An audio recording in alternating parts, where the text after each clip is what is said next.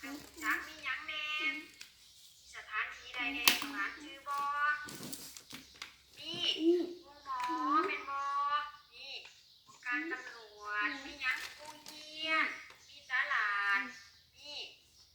สถานที่ไปสถานที่ถูกไปสนีเนาะระหว่างของการไปสนีแล้วก็ยังเองของร้านสวนสาธารณะเป็นบอลละอีกหลายบอลเนาะของร้านเนาะทีว่าสักผู้ยังบ่ทันอยู่ร้านฟังเนาะอันนี้แม่นบทเรียนเก่าเนาะที่เราเรียนมาแล้ววันนี้เฮามาเข้าสู่บทเรียนใหม่กันเลยของร้านบทเรียนใหม่ของสาวผู้บุญเรียงในชั่วโมงนี้สาวผู้บุญเรียงจะพาของร้านมารู้จักสิ่งที่มีชีวิตเนาะร้านสิ่งที่มีชีวิตนี่แม่นสิ่งที่สามารถเคลื่อนไหวไปมาได้เนาะของร้านย่างไปย่างมาหรือว่าแล่นได้เนาะสามารถเคลื่อนไหวได้กินอาหารได้รับทานได้หรือว่าสามารถเติบโตได้เนาะของร้านอันนั้นเป็นว่าสิ่งที่มีชีวิตเนาะของร้านสาวผู้ก็จะยกให้ของร้านฟังอยู่3ประเภทเนาะสาวผู้จะยกให้ของร้านคุณจะมีอยู่3ประเภทสิ่งที่มีชีวิตคนยับเข้ามาลูกยับเข้ามาเฮียด้วยสัตว์สิ่งที่มีชีวิตพืชเนาะจะยกให้ของร้านคุณจะมีอยู่3ประเภทเนาะมีคนสัตว์แล้วก็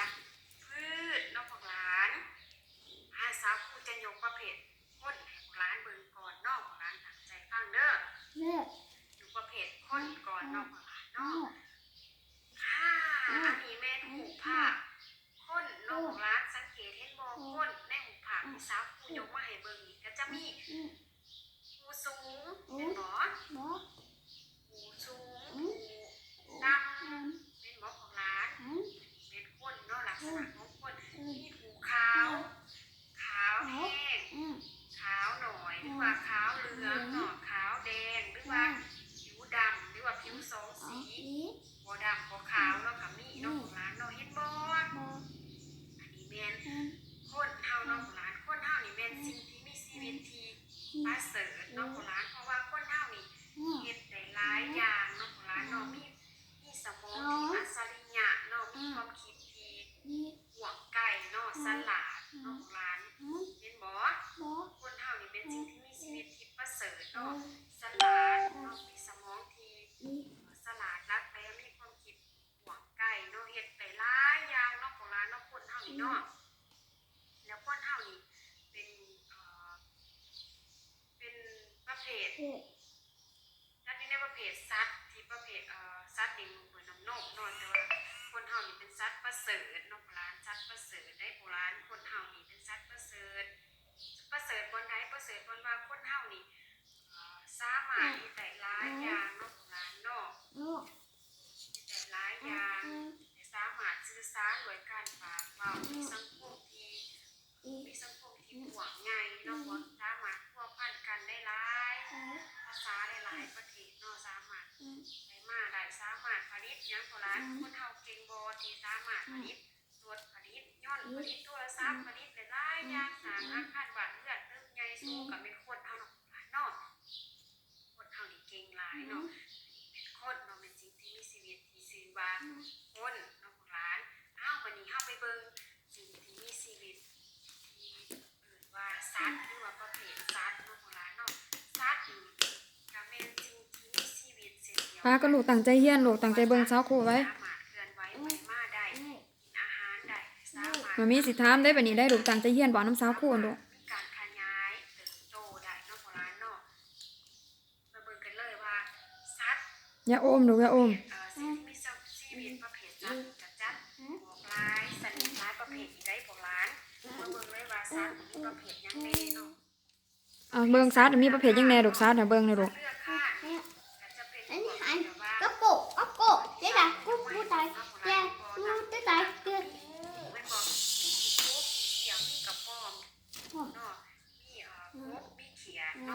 ไม่กินน้ำเปล่าจะตาดีสิ่งที่มีชีวิตนอกที่เป็นสัตว์เลื้อยคลานแล้วคือน้ำสัตว์มีหลายประเภทสัตว์เลื้อยคลานประเภทสัตว์บกน้ำนอกร้านเห็นบ่ของ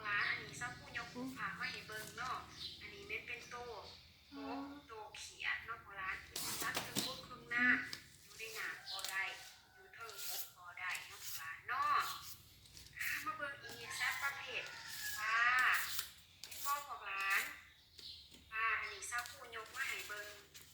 ป้าสนิทบางสนิทเท่านั้นเนาะของหลานเนาะถาว่าจะไปบอกว่าป้านี่มีป้ายังเด็กนี่เป็นหลายเป็นบ่ของหลาน แล้วนอกจากป้าแล้วก็ยังมีสัตว์ปีกเนาะของหลานเนาะสัตว์ปีกก็จะมี BM หลายชนิดอีกแหละหลายว่าจะเป็น โอ้ ไก่ อันนี้ นกกับมีไก่หยังมีไก่ยังแดงไก่หัวไก่ปลาไก่บาดไก่ร้ายเนาะของหลานไก่ต่อไก่ตีกับไม่ บ่เฮ็ดหรือบ่เฮ็ดมันสิว่า เนาะมีประเภทนกก็สิมีหลายประเภทอีกว่าจักนกยูงนกอินทรีนกกางแก้นกเอียงนกแก้วมีหลายเนาะของหลานเนาะประเภทนกก็จะมีหลายอันนี้เขาเอิ้นร่วมกันว่าสัตว์ปีกเนาะของหลานเนาะอ้าวนอกจากสัตว์ปีกแล้วก็ยังมีสัตว์เลี้ยงลูกด้วยน้ำนมนำได้ของหลานสัตว์เลี้ยงลูกด้วยน้ำนมก็จะมีหยังแน่มีหลายเนาะของหลานมีม้ามีแมวมีสิงมีเสือมีหมีผู้หลายเนาะของหลานเนาะสาวผู้ยกมาให้เบิ่งข่าวเนาะของหลานเรารู้จักประเภทสัตว์ไปแล้วเนาะของหลานเนาะสัตว์เป็นสิ่งที่มีชีวิตชนิดหนึ่ง ไปนางเฮียนโดดตั้งใจเฮียนโดด สามารถเคลื่อนไหวไปมาได้ โดย สามารถขยายตัว โดย ของหลานเนาะหรือว่า แล้วจีกดูบ่จีกบ่จีก ขยายตัวได้จากน้อยเป็นใหญ่เนาะของหลานเนาะเป็นสิ่งที่มีชีวิตเนาะของหลานเด้อสิ่งที่มีชีวิตประเภทสัตว์เนาะของหลานเนาะก็จะมีสัตว์บกสัตว์น้ำสัตว์ปีกสัตว์เลือดข้างสัตว์เครื่องบกเครื่องน้ำสัตว์บกมาเบิ่งเนาะของหลาน วันนี้สาวคุณจะพาพวกหลานไปรู้จักสิ่งที่มีชีวิตอีกอย่างหนึ่งก็คือพืชนอกประเภทพืชไปเบิ่งน้ำกันเลยว่าประเภทพืชนี้มีพืชหยังแน่ก็จะมีพืชยืนต้นนอกพืชยืนต้นก็สิเป็นกกหมากใหญ่ๆ เบิ่งลูกเบิ่ง เป็นคือบ้านเฮาก็จะเป็นกกหมากม่วงหมากขามแม่นบ่กกหยังอีกกกหลายๆเนาะกกสานสาบ่กกหยังอีกโบราณ พวกหางยูเป็นหมอพวกดอกพูดกับแม่นประเภทยืนต้นดอกหลานเด้อประเภทไหหมเนาะกับแม่นพืชประเภทยืนต้นเนาะนอกจากพืชประเภทยืนต้นแล้วยังมีพืชประเภทไม้ดอกเนาะเห็นบ่ของร้านอันนี้ซ้ำผู้ยกผูกผ้าไม้ดอกไม้ของร้านเบิ่งเนาะมีหลายเนาะร้านดอกไม้ก็มีหลายสันเนาะเนาะว่าตัวเอิ้นว่าไม้ดอกเด้อของร้าน มีดอกพุดหลานดอกดาวเว้นดอกดาวเรืองดอกยักษ์เอกของร้านดอกจำปาจำปีอุ้ยหลายดอกของร้านเนาะอันนี้เป็นประเภทผืนที่เป็นใหม่ดอกเนาะของร้านอ้าวหลังจากผูกผืนเป็นใหม่ดอกแล้วก็ยังมีผืนที่เป็นผืนลงลูกเนาะผืนลงลูกก็จะเป็นพักเนาะของร้านก็คือหมากโม่หมากแป้งหมากอื้อหมากเล่นจะสิหมากพริกผักตัวจะสิเนาะของร้าน หลายอย่างเนาะที่เป็นประเภทนี้เป็นประเภท มาโม่กินบ่ ของร้านเอาเป็นจังได๋ของร้าน โอ้อันนั้นน่ะโอ้อันนั้นน่ะ เนาะว่าประเภทพืชหยังแน่ของร้านเนาะของร้านเอามาฟังของร้านมาฟังคืออีกคือนึงเด้อของร้านเด้อสาวผู้จะพาของร้านมารู้จักสิ่งที่มีชีวิตเนาะสิ่งที่มีชีวิตก็คือสิ่งที่สามารถเคลื่อนไหวไปมาได้ของร้านเนาะมีการขยายตัวจากใหญ่เป็นน้อยเนาะมีการแพร่พันธุ์เนาะของร้านเนาะสาวผู้ยกให้มาให้ของร้านฟังวันนี้ก็จะมีสิ่งที่มีชีวิตที่เป็นคนสัตว์และพืชคนประเภทคนก็จะมีแบบนี้เนาะของร้านเนาะคนคือสิ่งที่มีชีวิตหนึ่งที่สันหลาดเป็นคนที่ยังเป็นคนที่แบบว่ามียังของร้านเป็นคนที่ประเสริฐของร้านเนาะ น้ำเย็นนัง คนเลยเขากับมาหูประเภทถ้าผู้ยกให้ฟัง น้ำเย็นนังด้วยอันเนี้ย โดยตั้งใจเฮียนโดดตั้งใจเฮียน สัตว์แบบนี้เขามาหูสัตว์กับมีหลายชนิดเนาะของร้านเนาะเป็นสิ่งที่มีชีวิตหนึ่งที่มีหลายชนิดเนาะว่าจะเป็นพวกเลือกคาดสัตว์บกเนาะคือสัตว์เครื่องน้ำเครื่องบกสัตว์ปลาเป็นปลาเนาะสัตว์ปีกเนาะของร้านเนาะสัตว์เลี้ยงลูกด้วยน้ำนมเนาะอันนี้มันเป็นประเภทสัตว์เป็นสิ่งที่มีชีวิตหนึ่งที่มีหลายชนิดเนาะ เพราะว่าจะเป็นพวกสัตว์ปีกเลี้ยงดูโดยนำนมสัตว์เครื่องบกเครื่องน้ำเป็นบ่ของร้านที่ร้ายสนิทสัตว์นี่แม่นมีการ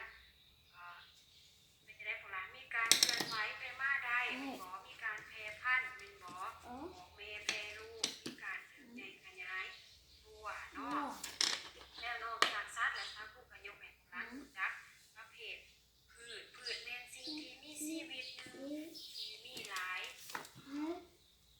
ประเภทคือกันนอกประเภทพืชยืนต้นก็คือต้นไม้ใหญ่มีไหโฮมไหหมากแต่ว่าเป็นต้นใหญ่ๆประเภทยืนต้นประเภทไม้ดอกประเภทลงลูกเนาะเป็นล้วนแบบจะเป็นพืชมีการขยายตัวมีการสร้างอาหารเนาะสังเคราะห์แสงแต่ว่าพืชบ่สามารถเคลื่อนไหวไปมาได้คือคนกับสัตว์เด้อพวกหลานพืชบ่สามารถไปมาได้คือคนกับสัตว์แต่ว่าพืชสามารถเคลื่อนไหวเอียงไปเอียงมาได้เนาะ โอ้อันนั้นน่ะ มันจะสังเก โอ้ ต กินบ่หนูหมูอันนั้นน่ะอันนั้นน่ะ อาจจะเห็น อันนั้นน่ะอันนั้นน่ะอันนั้นน่ะอันนั้นอันนั้นน่ะอันนั้นอันนั้นอัน สร้างอาหารด้วยแสงแดดเนาะของร้านเวลาแสงแดดออกมาพืชก็จะสร้างอาหารได้เนาะ มันมีกินบ่น้ำมะม่วง แสงแดดจะแตกต่างจากคนกับสัตว์เนาะของร้านเนาะคนกับสัตว์จะกินอาหารด้วยการกินเนาะกัด